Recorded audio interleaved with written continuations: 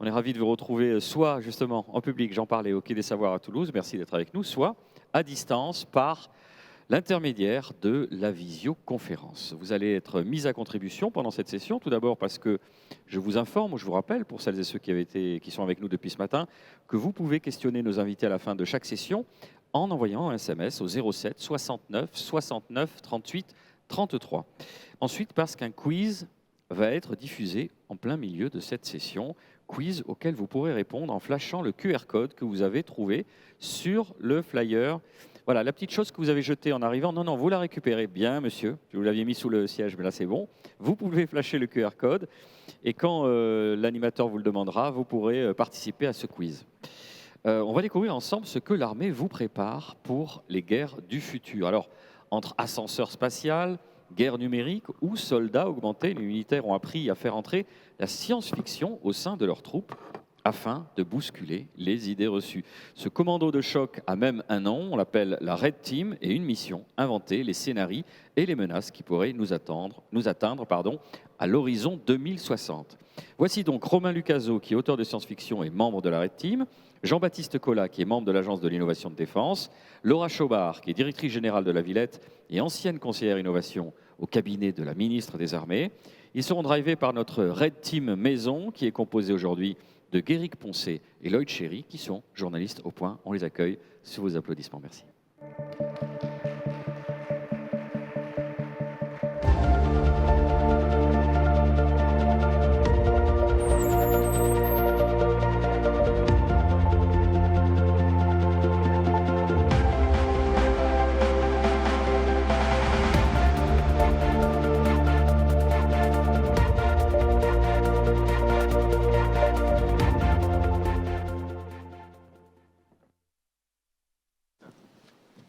Pas de micro, ça y est. Bonjour à tous, merci beaucoup d'être présents ici.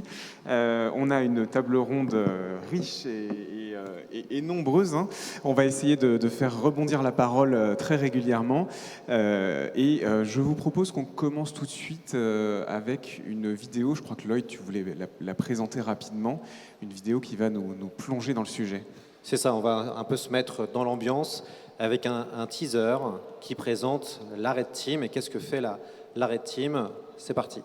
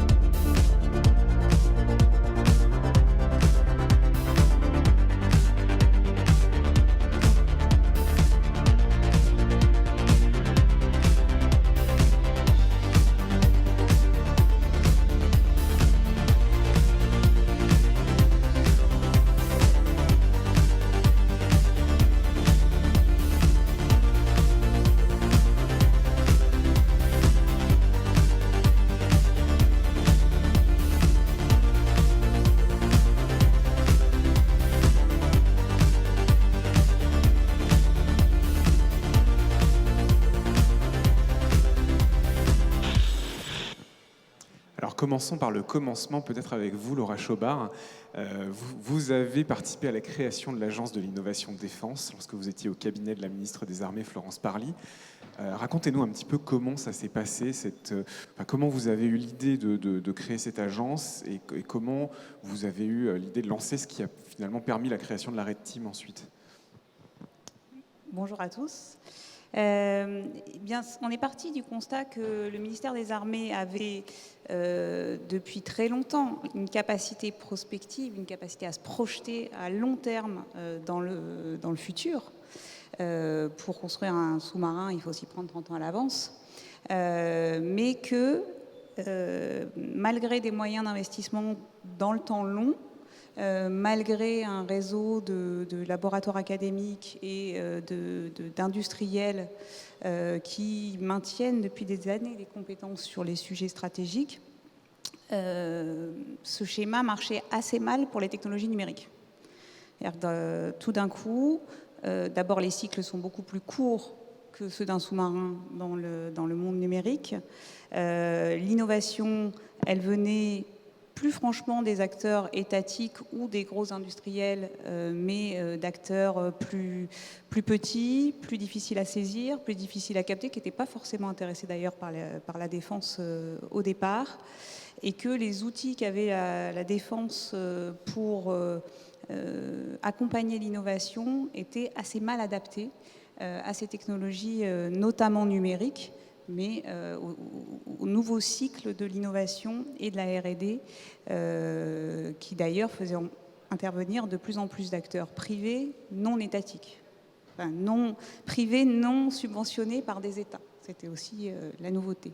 Donc le point de départ, c'est là qu'il fallait changer notre boîte à outils pour adresser ces technologies, d'autant plus que nos adversaires s'en emparaient dans des temps là aussi très courts et que nos soldats se retrouvaient confrontés à des engins explosifs improvisés, typiquement au Sahel, faits avec des technologies grand public. Un smartphone et un capteur de mouvement suffisaient à déjouer finalement, ou en tout cas à imposer des dégâts et des pertes à des soldats pourtant suréquipés et surentraînés. Donc c'était le point de départ de la réflexion, arriver à avoir des cycles d'innovation plus courts et à adresser de nouveaux acteurs pour contribuer à l'innovation de défense. Alors pour poursuivre cette présentation et avant de rentrer dans les scénarios avec vous, Romain Lucaso, le commandant Colas, vous avez transformé l'essai entre guillemets sur la Red Team. Vous avez participé à la création de cette équipe de choc. Présentez-nous un petit peu le but et le fonctionnement de cette équipe d'imaginateurs. Oui, d'imaginatifs, de créatifs. L'idée vraiment, c'était de permettre au ministère des Armées d'imaginer autrement et de se projeter dans l'avenir avec une façon de faire, une acculturation totalement différente. Et la meilleure manière de désaxer le ministère et de l'emmener ailleurs, c'était de l'emmener dans des histoires, dans des scénarios qui allaient être réalisés par des professionnels de la narration, des professionnels du secteur évidemment de l'imaginaire. Et donc, qui mieux que des auteurs de science-fiction, des dessinateurs, des scénaristes pouvaient permettre au ministère des Armées d'imaginer demain. Et donc le défi, c'était de dire, eh bien, on va proposer à des auteurs professionnels, des artistes reconnus dans leur art, de travailler aux questions, aux problématiques du ministère des Armées et d'imaginer à un horizon qui va de 2030 à 2060 les menaces qui pourraient concerner la France et ses intérêts. Et évidemment, quand on a lancé le projet au tout début, on n'était pas du tout sûr que des gens, des artistes soient plutôt volontaires pour venir travailler sur nos problématiques. Et évidemment, on a été très heureux de recevoir énormément de candidatures et d'avoir avec nous des auteurs de qualité et qui défendent avant tout eh bien une vision citoyenne, de service citoyen, de servir leur pays pour comprendre les défis de demain. Alors, moi, je vais pouvoir m'adresser à Romain Lucaso. Donc, ce qui est intéressant ici, c'est qu'on est deux journalistes du Point. Guéric est spécialiste de la question des armées pour Le Point et moi de la science-fiction pour Le Point. Romain Lucaso, un de nos meilleurs auteurs français de SF, il a écrit deux très grands romans, L'Asium en 2 parties et La Nuit du Faune qui vient de sortir aux éditions Albin Michel Imaginaire. C'est un de nos meilleurs auteurs de science-fiction, au même niveau qu'Alain Damasio, je pense. Romain, comment vous êtes entré et pourquoi avoir décidé de rejoindre cette Red Team ? Alors, j'y suis rentré parce qu'on me l'a proposé et j'ai décidé d'accepter parce que c'est assez rare dans une vie d'auteur de science-fiction où on est là pour produire des choses qui sont fondamentalement consommé par des lecteurs pour se faire plaisir. C'est ça, être auteur. Vous passez des années sur un roman et puis un lecteur va sauter des pages et se faire plaisir sur la plage. On espère se faire plaisir ou jeter le bouquin pendant ses vacances.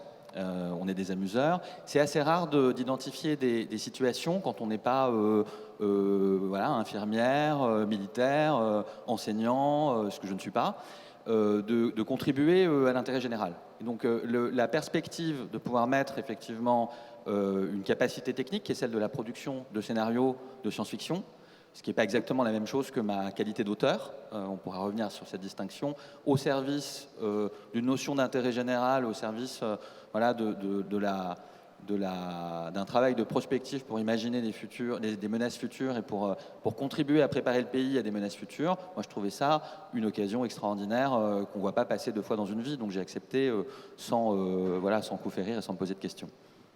D'ailleurs, j'en profite pour demander à nos 2 autres invités, commandant Laura, votre rapport à la science-fiction, alors, vous aimez ça quand même, un petit peu ? Alors moi, je dois bien avouer que je pratique la science-fiction uniquement par alliance, parce que mon mari est très très fan de science-fiction. D'ailleurs, il y a un truc avec la science-fiction et le genre, il faudra y revenir. Non, mais par contre, mon adolescence a été quand même bercée par la lecture de Philippe Cadic, qui est à peu près ma seule référence en matière de science-fiction. C'est déjà très bien. Commandant ? Moi, je suis venu à la science-fiction essentiellement par le monde du cinéma. Voilà, c'est vrai que j'étais passionné par énormément de films qui aujourd'hui ont fait date et puis ont permis de se projeter. Et puis, j'étais un petit peu moins proche, évidemment, des écrits de la science-fiction. Et la Red Team m'a fait rentrer pleinement dans le sujet. Si j'avais en effet un titre à citer, c'est Ravage de Barjavel, parce qu'il vient nous toucher très profondément, en tout cas nous militaires, dans des problématiques d'accès aux ressources et de crise majeure avec des ruptures stratégiques qui sont assez fortes. Ouais. Alors, Romain Lucaso, est-ce que vous voudriez bien nous présenter un petit peu le cœur des scénarios, en tout cas sur lesquels vous avez travaillé? Qu'est-ce qu'il faut imaginer? Quelles données il faut prendre en compte? Quelles technologies vous avez privilégiées? Peut-être d'autres qui ont été laissées de côté aussi. Comment vous avez fonctionné pour faire votre choix finalement? Vous avez 6 heures devant vous. On a produit un certain nombre de scénarios. Je ne vais pas vous les raconter forcément en détail, mais je vais essayer de vous donner un peu la substantifique moelle ou la façon dont on a essayé de construire tout ça. L'approche qu'on a eue dans ces équipes d'auteurs, c'est fondamentalement une approche de rédaction de scénario, ce qui est très différent de la manière dont on écrit quand on est un auteur solitaire qui produit un travail littéraire. Et ces scénarios, ils ont toujours été polarisés avec un objectif qui est de répondre à une question qui est comment peut-on imaginer des menaces qui ne feraient pas partie de ce que produiraient les travaux de prospective classiques. Voilà. Donc on commence par regarder des thèmes, on choisit un thème, on a eu toute une série de thèmes, on a eu effectivement la question de la mer, la question de l'espace, on a eu la question du rapport à la réalité en lien avec les réseaux sociaux, on a eu la question de l'hypervélocité et de la guerre de mouvement, et à chaque fois, on essaye de comprendre quel est l'état de l'art, on interviewe des experts. Alors ça, c'est toujours marrant parce qu'on leur pose des questions auxquelles ils n'ont pas l'habitude de répondre, qui sont des questions d'auteurs de science-fiction. Et alors, si demain, il y avait une ville gigantesque qui flottait au milieu de l'Atlantique, comment on pourrait les faire manger? Voilà, question qu'on a posée à un expert mondial de l'aquaculture et de la pisciculture. Je pense qu'on ne posait pas souvent ce genre de questions. J'en ai plein d'autres. Et si demain, on construisait un ascenseur spatial, est-ce que ça pourrait marcher en 2060? Non, la réponse est non. Et une fois qu'on a bien compris, effectivement, à la fois ce qui est considéré comme probable, c'est-à-dire le scénario ou les scénarios de référence sur le futur, ce que tout le monde croit être le futur, qui est souvent un décalque du présent, première chose. Deuxièmement, les bornes maximales de ce qui est possible, ce qui n'est pas tout à fait la même chose. Vous voyez, on sait tous que dans le futur, il y a des choses qui sont possibles mais pas probables. On essaye de construire des menaces qui sont à la limite extrême du vraisemblable. C'est cette limite qu'on essaye de toucher et qui est le moment où on bascule dans des choses impossibles, ce qu'on s'interdit de faire. Et donc, à travers ces scénarios, on a identifié tout un tas de nouvelles typologies de menaces. On a construit des pirates, des nations de pirates du futur qui effectivement menacent à la fois les côtes de l'Amérique latine, la station spatiale, enfin le pas de tir de Kourou et ensuite les côtes d'Europe occidentale. On a construit des situations où la guerre se retrouve bloquée sur un très grand front entre, voilà, je vois passer les images en même temps, entre la ville de Troie et les peuplades grecques et carthaginoises. On a créé des situations où les réseaux sociaux imposent une nouvelle réalité et où la question de la guerre devient une question de reprise en main de la réalité. Voilà, et à chaque fois avec un sujet qui est de mettre nos interlocuteurs face à des types de menaces qui ne peuvent pas sortir de processus classiques de prospective stratégique. D'ailleurs, l'idée d'une Red Team n'est pas nouvelle. Ce sont les Américains sous l'ère Reagan qui ont été les premiers à lancer ce concept avec des auteurs assez connus, notamment Robert A. Heinlein, l'auteur de Starship Troopers, Poul Anderson ou encore Larry Niven. Commandant Collas, ça se passe comment la rencontre entre des généraux et des auteurs de SF? Est-ce que c'est un peu deux mondes très différents? Comment ça se passe? Vous n'avez pas trop peur quand vous les entendez parler? Ça va? Moi, ce que j'aime sur ce genre de rencontres, ce sont des rencontres explosives, évidemment. Et le but de créer cette Red Team, c'était bien d'amener une rupture, d'amener une vision différente. Et donc, quand on a un monde militaire qui rencontre le monde de la culture, le monde des arts, eh bien, forcément, ça crée un mélange qui est assez atypique. Et surtout, il y a une grande curiosité entre les deux mondes. C'est-à-dire que les militaires sont aussi curieux de nos auteurs de science-fiction que nos auteurs de science-fiction sont curieux du monde militaire.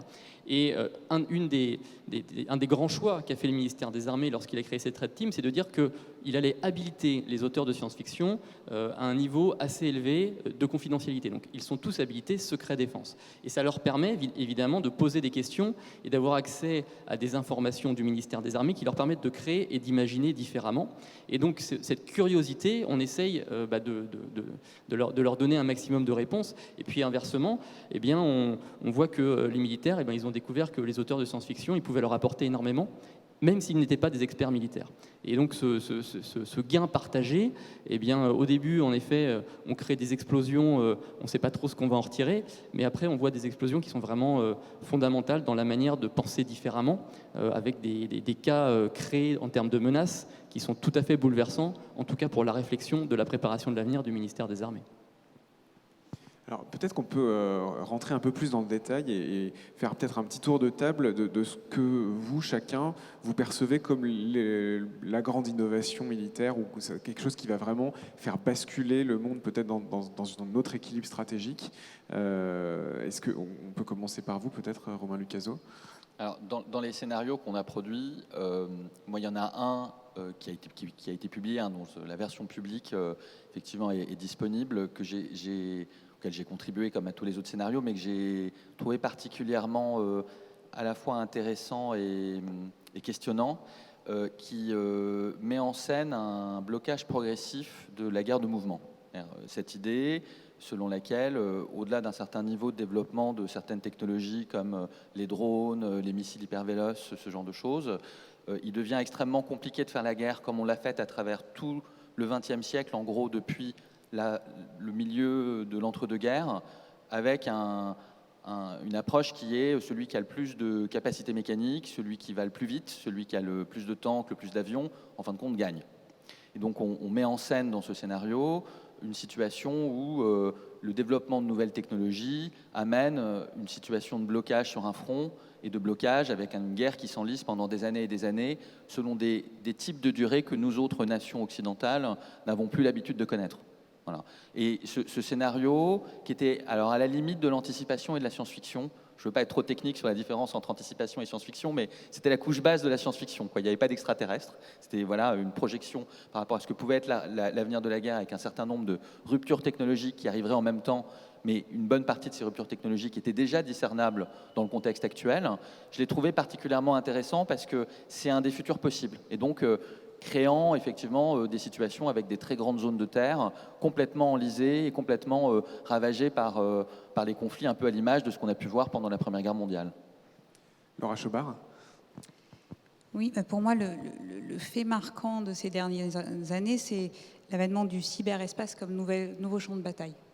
Avec des règles d'engagement qui n'existent pas, qui sont à construire, des intervenants, enfin des protagonistes qui avancent masqués, qui ne sont pas des forces conventionnelles, qui peuvent être des groupes civils reliés à des États, mais aussi des armées conventionnelles qui agissent sur le cyberespace, où les règles internationales, encore une fois, n'existent pas, donc il y a une forme d'impunité sur ce champ de bataille. Et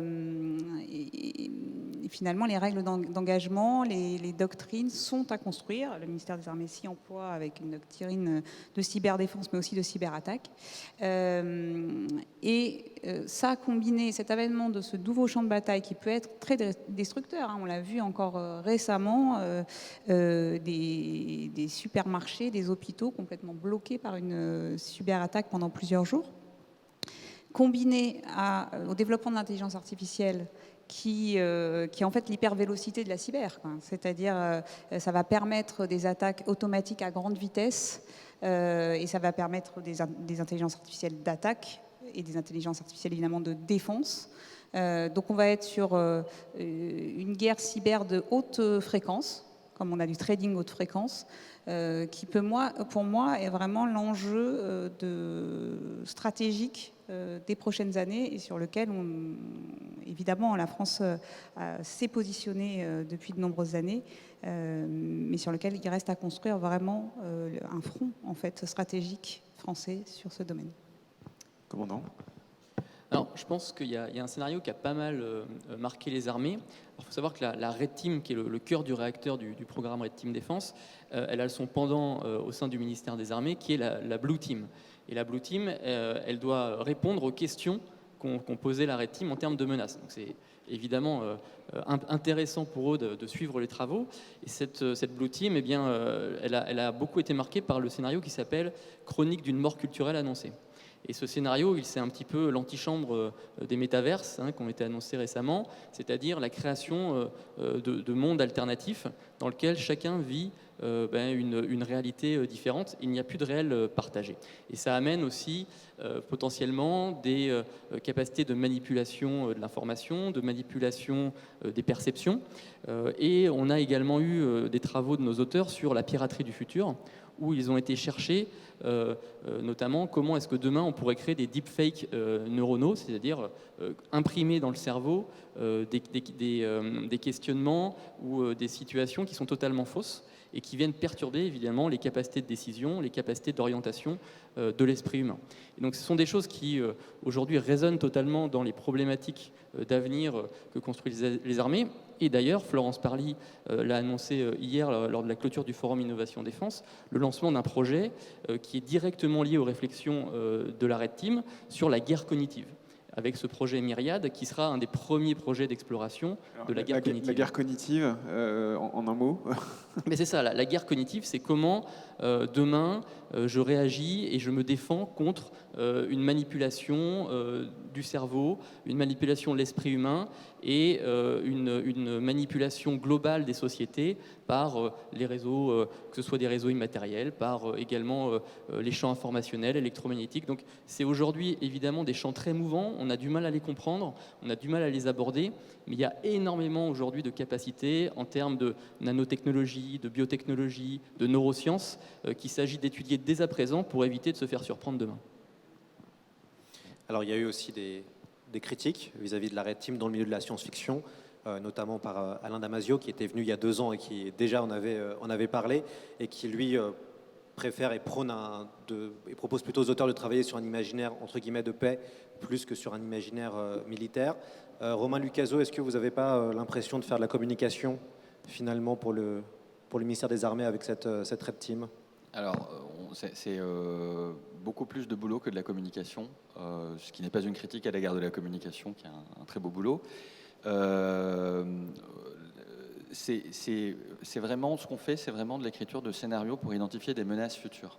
Donc, la commande, c'est ça. Donc, et cette commande, elle fait sens par rapport, effectivement, à tout le travail de planification stratégique qui peut ensuite être fait avec cet intrant-là parmi d'autres intrants. Donc, de ce point de vue-là, je ne comprends pas très bien la critique d'Alain Damasio, si ce n'est un peu de marketing.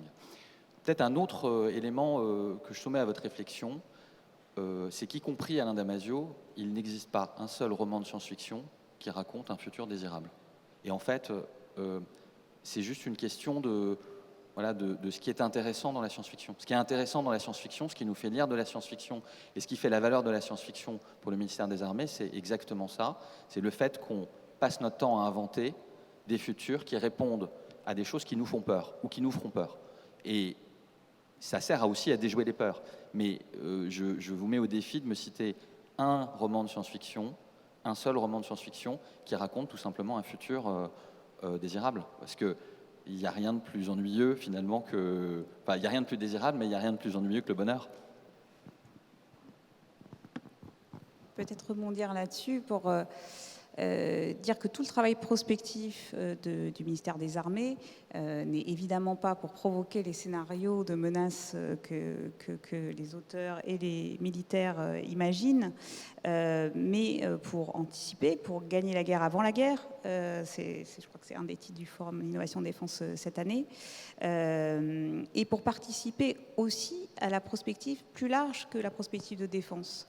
Et pour les non-spécialistes du fait militaire dans la salle, et je pense qu'il y en a, c'est intéressant de montrer aussi ce que la prospective militaire peut apporter à comment on imagine, on anticipe notre futur au sens beaucoup plus large que les conflits futurs. Les armées ont pour ça de multiples atouts. D'abord, il y a une présence des armées sur l'ensemble du globe qui leur permettent de sentir vraiment le pouls de la planète et de ces crises futures, qu'elles soient militaires, mais climatiques, démographiques, avec un complément du réseau diplomatique français, évidemment.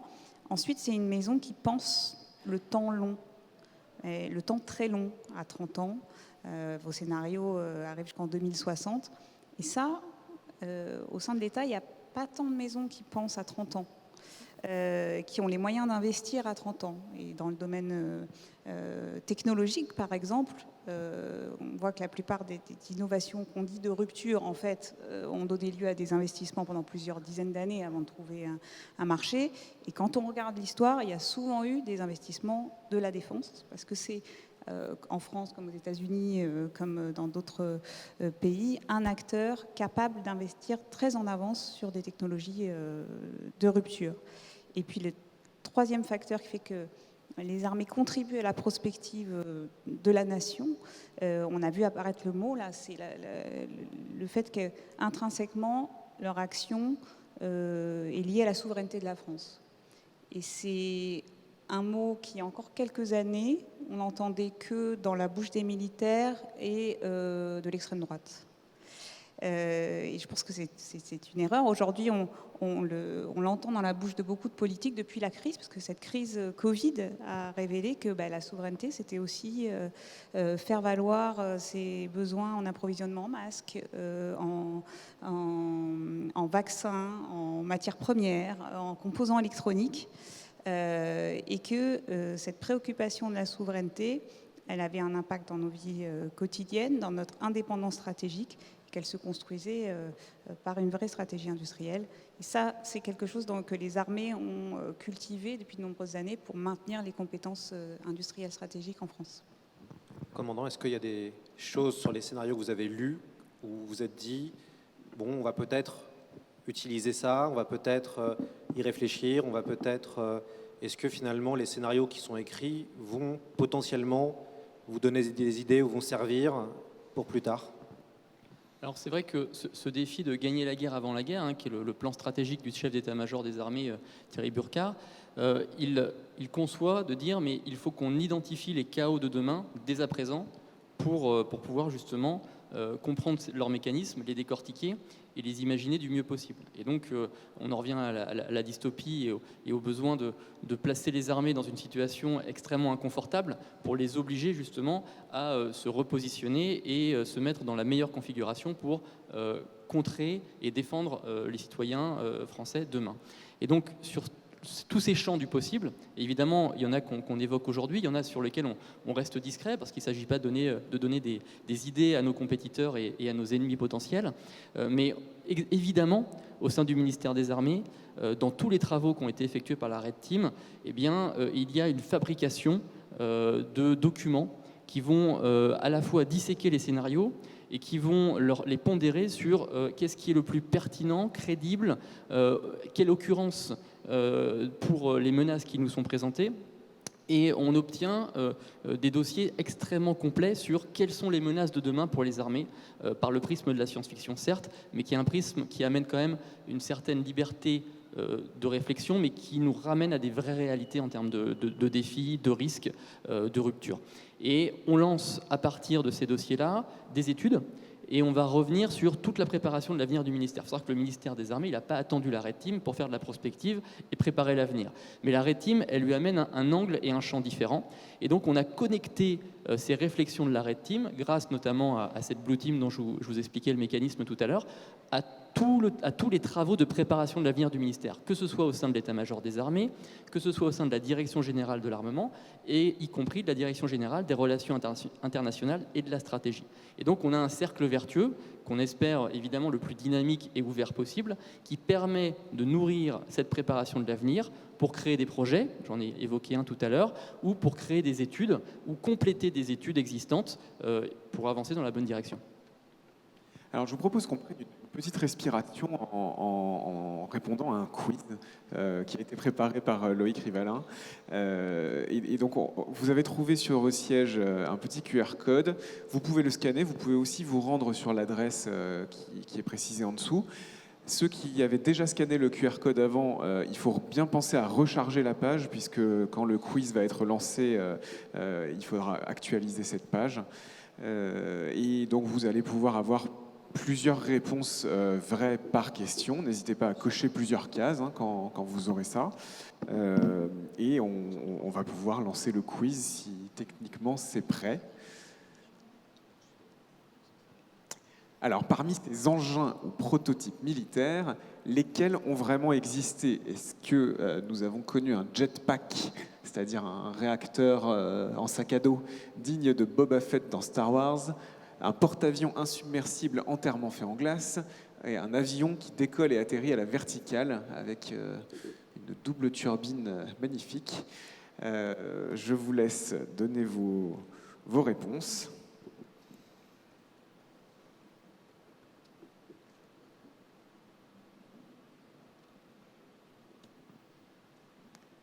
Alors, combien de temps? Il nous reste quelques secondes. Là, il y a une barre rouge qui défile en bas de l'écran. Je ne sais pas si tout le monde la voit bien. Il vous reste quelques secondes pour voter.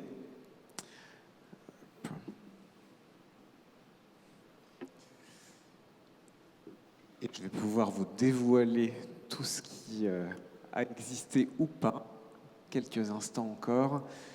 Alors, les réponses. Les trois ont bien existé, vous voyez. Donc, nous avons effectivement un jetpack, nous avons eu aussi un porte-avions insubmersible qui était un projet de Churchill, nom de code Habakkuk. Et nous avons aussi évidemment l'avion à décollage et atterrissage vertical qui est un petit peu plus connu. Alors, je propose de passer à une deuxième question sur l'environnement et le bombardement. Quels projets militaires sont véridiques parmi ceux-ci? Donc un bombardement sur les nuages pour prolonger la mousson, une bombe chimique aphrodisiaque pour rendre les militaires ennemis gays, c'est entre guillemets, un détournement de météorite pour dévaster une ville entière.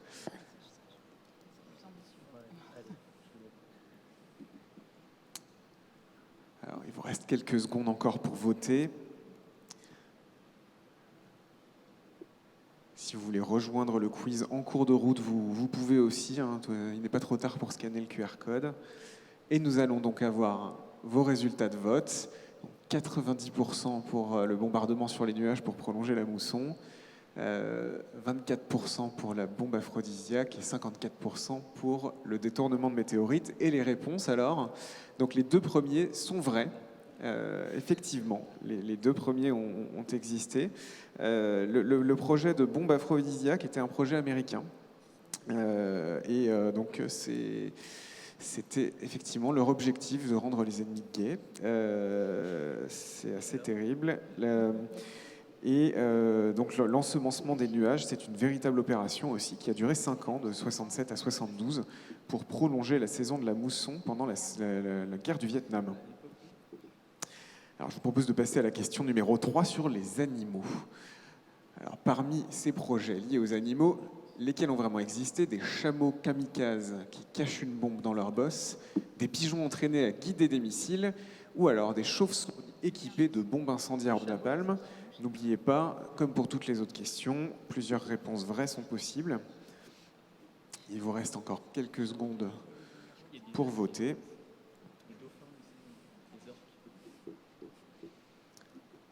Alors, votre pronostic autour de la table, peut-être, Romain Lucaso? J'ai jamais entendu parler des chameaux kamikazes, mais j'ai croisé des pigeons et des chauves-souris dans des contextes effectivement Ouais. militaires. On va voir les résultats alors. Alors oui, quasiment la moitié pour les chameaux, 85% pour les pigeons, 68% pour les chauves-souris. Quelles sont les vraies réponses? Et effectivement, les pigeons, les chauves-souris, bravo Romain. Donc effectivement, alors les chauves-souris, les bombes à chauves-souris furent conçues par un dentiste de Pennsylvanie pendant la Deuxième Guerre mondiale. Et le projet Pigeon, c'était aussi un projet de la Deuxième Guerre mondiale. Le but était de développer un missile dirigé par un ou plusieurs pigeons conditionnés à reconnaître une cible sur un écran et à vouloir la picorer jusqu'à l'explosion finale. C'est assez terrible en termes d'utilisation des animaux. Une quatrième question qui continue toujours sur les animaux. Alors, est-ce qu'on a connu un scarabée cyborg télécommandé à distance, un corbeau génétiquement modifié, capable de suivre un individu marqué toute sa vie, ou un chat espion augmenté qui embarque microphone et antenne dans son squelette? Alors, commandant, peut-être votre pronostic sur celle-là? Ouais, les corbeaux, j'ai du mal, mais scarabée, très clairement. Et le chat espion, je pense bien qu'il y a quelqu'un qui a imaginé ça, ouais. Mais pas la France. Hein. Alors, quelques secondes restantes pour voter.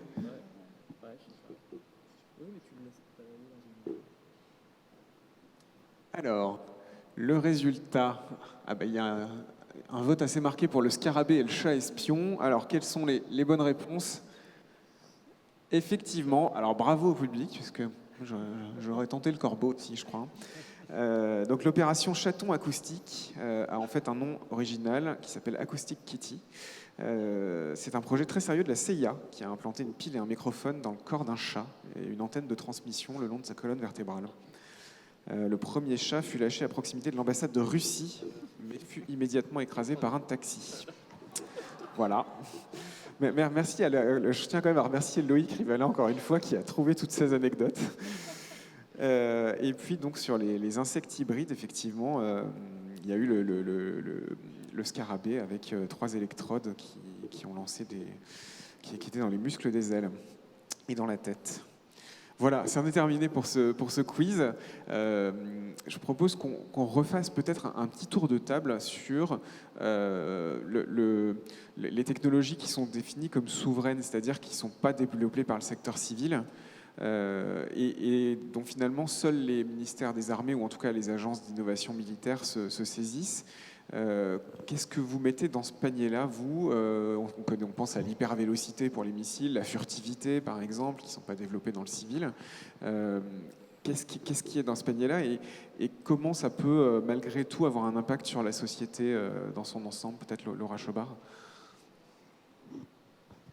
Oui. Alors moi, j'aurais une définition un peu différente des technologies de souveraineté. C'est celles sans lesquelles, sans la maîtrise desquelles, la France n'est pas capable de garantir son autonomie stratégique. C'est-à-dire de faire des choix indépendants, sans pression de ses alliés ou de ses ennemis. Et dans cette acception-là, c'est très large. C'est-à-dire que, évidemment, moi j'ai un prisme très numérique, mais donc être capable de développer ses propres algorithmes d'apprentissage, de maîtriser ses données d'apprentissage dans l'intelligence artificielle, c'est un sujet de souveraineté.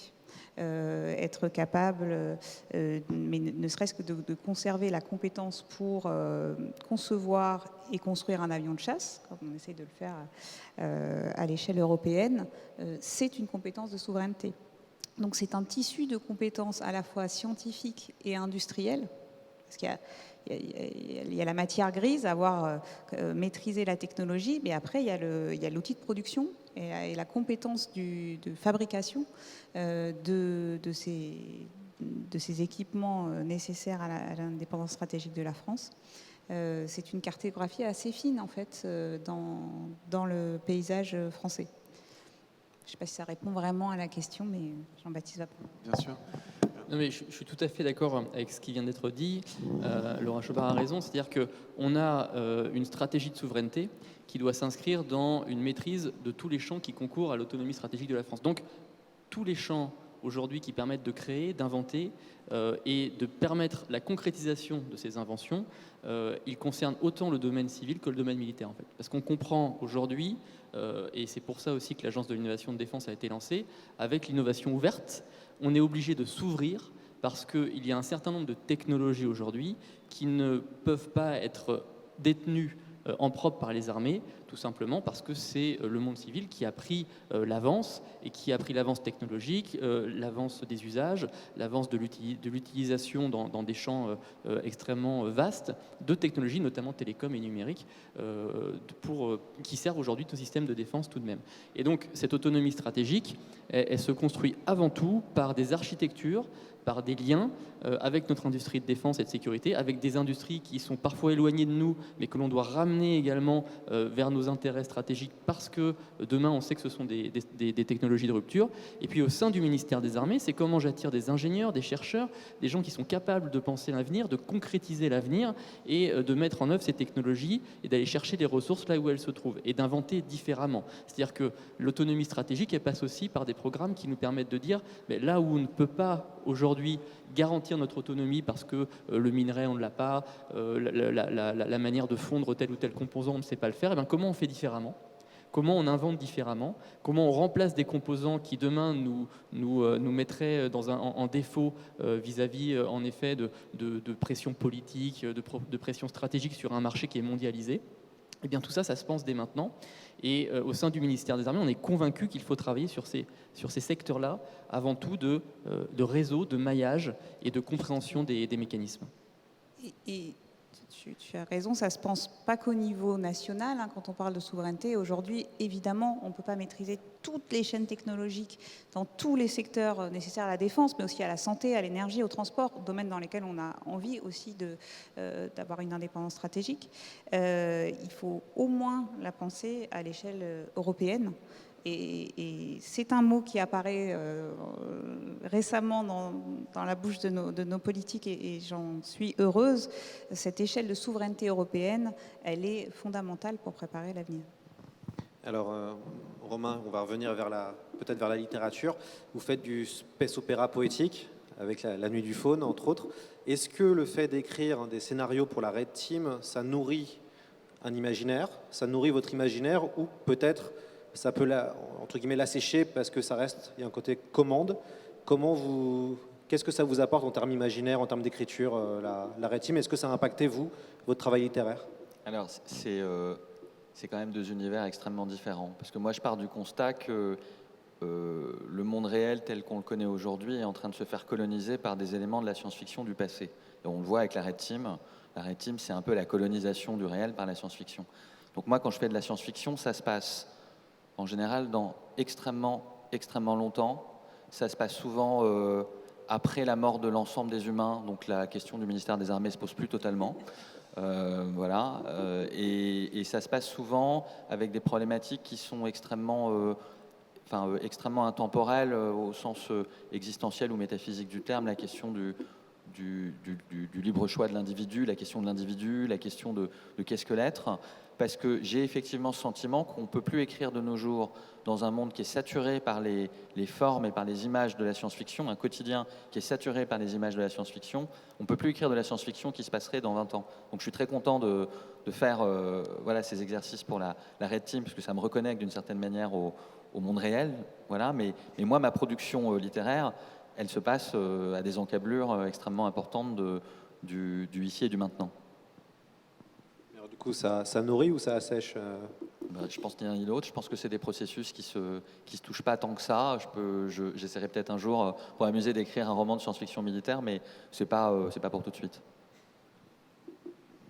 Alors, peut-être pour reprendre encore un exemple d'armes du futur, On parle beaucoup en ce moment d'armes hypersoniques.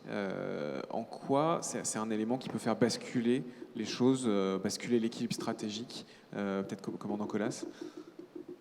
Le phénomène d'hypervélocité, c'est-à-dire que ce sont des armes qui vont à plus de 5 fois la vitesse du son, on dit Mach 5, c'est un phénomène qui pose plusieurs questions en termes de protection de nos différentes emprises sur le territoire national et évidemment à l'extérieur, notamment du fait que ces armes vont tellement vite que les capacités de réaction des systèmes sont trop lents pour éviter que un ou plusieurs missiles touchent leur cible avant même qu'on les ait parfois détectés. Et puis cette hypervélocité, elle permet également d'avoir des armes qui n'ont pas forcément besoin d'emporter des charges explosives, puisque la vitesse même crée un effet cinétique tellement fort que ça détruit tout ce qu'il y a autour avec la simple prise de vitesse de l'engin. Et donc ça pose des questions en termes, donc on l'a dit, de détection, d'appréhension de la vitesse, et puis de la chaîne humaine dans la boucle de décision. C'est-à-dire que quand vous avez un système qui demande un millième de seconde de réaction, quelle place de l'humain dans les choix qu'il doit faire pour contrer la menace, pour détecter la menace. Et donc, eh bien, ça passe par des travaux, notamment avec l'intelligence artificielle, avec tous les systèmes qu'on appelle de command and control, de gestion de l'information, qui viennent demain impacter les différents champs de développement pour l'innovation des armées. Donc il y a plusieurs projets qui sont lancés au sein du ministère des Armées pour justement comprendre comment demain on décide plus vite, on décide mieux et on décide avec une menace hyper véloce qui fait que tout s'accélère en termes de décision et parfois tout se fige, puisque une des réflexions de la RETIM, c'est de dire que demain l'hypervélocité allait amener un blocage tactique, puisqu'on n'aurait plus que des hyper-forteresses et des hyper-boucliers pour contrer cette hyper-vélocité. Je ne l'espère pas. Bon, l'ascenseur spatial, c'est pour quand? Il y a quand même ça dans le scénario, un ascenseur spatial. Quand est-ce que l'armée va construire cet ascenseur spatial, commandant Colas? Alors, Romain Lucaso a brisé tous les espoirs, puisqu'il a dit évidemment que ce n'était pas possible en 2060, peut-être après. Alors cet ascenseur spatial, ce qui est assez amusant, c'est que nos auteurs de science-fiction, ils sont connectés à des experts au travers d'une Purple Team. Et notamment pour cet ascenseur spatial, il avait été imaginé des câbles en carbone.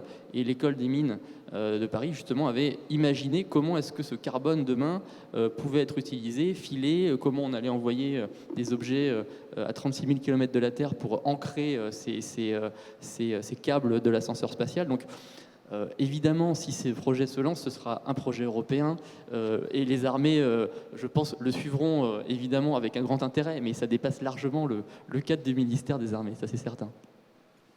On pourrait peut-être lancer les études d'ingénierie préalables à la construction de l'ascenseur spatial en 2040-2050.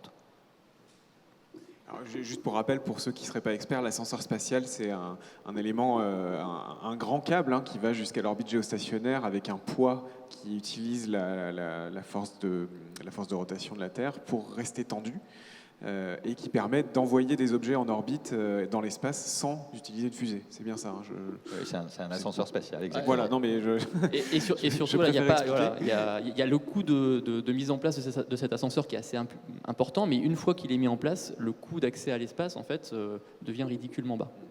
Alors, je rebondis sur ce que vous disiez tout à l'heure sur le temps de réaction. Avec vous, Laura Chobard, sur l'intelligence artificielle, peut-être. Il y a beaucoup de débats sur les systèmes d'armes létaux autonomes en ce moment, c'est-à-dire des systèmes qui auraient l'autorisation de tuer sans action humaine immédiate. Comment, aujourd'hui, on peut envisager de se défendre face à un ennemi qui n'aurait pas de limite éthique sur l'utilisation de l'IA?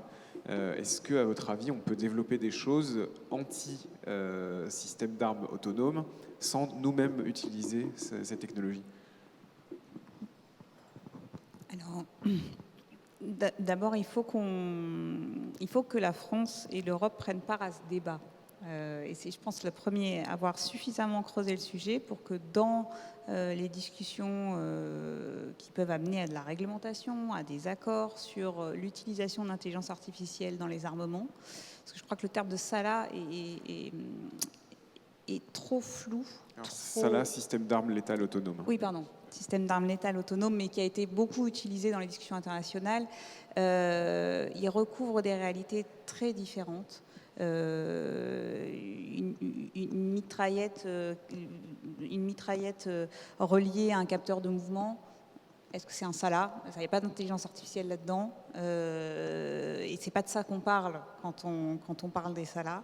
Donc on parle de la modification des processus de décision de feu qui font intervenir des algorithmes d'intelligence artificielle. Donc, d'abord, ça existe déjà. Il faut le savoir, hein, nos missiles, une fois qu'ils sont tirés, sont aussi guidés vers leur cible par des algorithmes d'intelligence artificielle ou d'apprentissage. Donc, c'est pour ça que ce terme de SALA, à la fois, il n'est pas satisfaisant. Maintenant, la place de la décision humaine dans l'action de feu, ça c'est vraiment ce qui est au cœur de la réflexion actuelle. Le temps, et Jean-Baptiste, tu l'as rappelé, le temps qu'aura l'humain pour prendre part à cette décision. Et dans cette décision, la place de ce que le sol De l'humain. De l'humain, du libre arbitre, je ne sais pas si c'est le bon mot, mais D'une réflexion consciente en tout cas. voilà, la place d'une réflexion consciente dans la décision de feu et donc potentiellement de mort. C'est ça qu'il nous faut arriver à préserver, même si, enfin moi j'en suis convaincue et je pense que c'est la position également du ministère des Armées, malgré l'accélération des mouvements d'attaque et de riposte et malgré l'automatisation, enfin l'aide d'algorithmes dans la prise de décision qui va s'amplifier inévitablement. Qui peut aider aussi à prendre des décisions plus éclairées.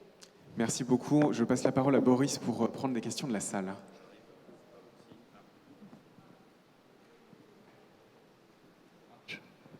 Micro 8, c'est bien ça. Alors on a des questions. Première question, hier j'ai vu une table sur Goldorak chez vous. Est-ce que des robots comme Goldorak, des mechas, ça peut arriver? Romain? Ça fait 2 ans que je milite pour injecter des robots géants dans les scénarios du ministère des Armées. On va y arriver avant la fin de la Red Team. Sans doute. Sans rien dévoiler de la saison 2. Mais évidemment, des robots qui interviennent au sein des armées, ça fait écho au programme Titan de l'armée de terre qui est en cours de construction. Et évidemment, oui, les robots feront partie du champ de bataille de demain. Après, je ne sais pas s'ils seront aussi sympas que Goldorak, mais en tout cas, au niveau design, on y travaille. Ben justement, on va rester avec vous. Est-ce que les militaires sont des geeks sympas, en fait? C'est la liberté de notre public de poser des questions en ligne. Ou... Des geeks sympas qui travaillent à la défense de la France, oui, évidemment. Une autre question, dernière question pour Romain. Est-ce que vous avez le droit d'écrire ensuite des livres sur les scénarios que vous avez créés ou c'est du secret défense? C'est du secret défense. Vous ne pouvez pas nous en dire un peu plus parce que là les gens veulent... C'est du secret défense. Oui, mais ça c'est ce qu'on dirait si... Bonne réponse. Vous pourrez retourner au ministère des Armées demain matin. Exactement. Mais plaisanterie mise à part, moi mon univers est très loin de ces sujets-là, donc la question se posera sans doute pas avant un certain temps. De toute façon, en réalité, les éléments les plus spectaculaires, mais les moins précis des scénarios, sont du domaine public. Puis après, il y a des choses qui ne font pas partie du domaine public, voilà, et qui ne sont pas forcément intéressants d'un point de vue littéraire. Parce que ce n'est pas exactement la même chose que construire un scénario pour travailler avec des militaires, et puis de construire un livre qui va être lu sur la plage par un vacancier pour... effectivement, passer un bon moment, quoi. Donc, il y aura peut-être, enfin, en tout cas chez moi ou certains de mes collègues... Il y aura peut-être un militaire sur la plage qui passera un bon moment en regardant votre rapport. Hein. Voilà. Mais il y aura peut-être donc des éléments d'inspiration. Je pense qu'ils sont à des niveaux trop macro ou trop globaux pour effectivement rentrer dans le dur des technologies précises dont on peut parler à certains moments dans les scénarios et qui ne sont pas forcément, là, pour le coup, publics. Lloyd. Récemment, il y a eu la série du Bureau des légendes qui a vraiment cartonné, entre guillemets. Est-ce que, commandant Colas, vous voyez ça et la Red Team comme une forme de soft power, de dire il y a de l'imaginaire qui existe, Bureau des légendes, la Red Team, ça peut être désirable. Est-ce que vous voyez ça comme une forme de soft power ou c'est pas du tout théorisé comme ça? Je pense que non, c'est pas théorisé. C'est un effet de bord extrêmement intéressant, je trouve, du programme Red Team. C'est-à-dire qu'on a rapproché le citoyen de son armée par un programme assez innovant, assez nouveau, assez atypique et qui lui a fait toucher du doigt des problématiques sur lesquelles il n'avait pas forcément de conscience.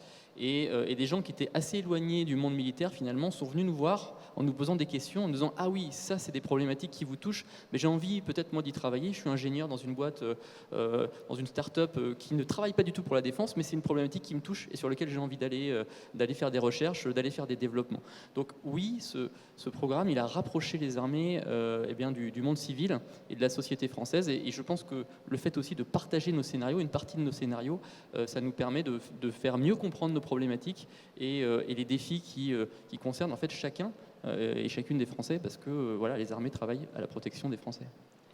Mais, si je peux réagir sur juste cette un question. dernier mot. Ah, pardon. Non, allez-y, je vous en Mais quand prie. je suis arrivée au cabinet de la ministre des Armées, j'ai croisé un conseiller de Massillon qui m'a dit « Bon, on ne se verra pas souvent parce que le ministère des Armées est une île au sein du gouvernement. » Et ça témoigne, je trouve, de la distance qu'a la nation française avec ses armées, avec sa défense, qui n'existe pas dans d'autres pays.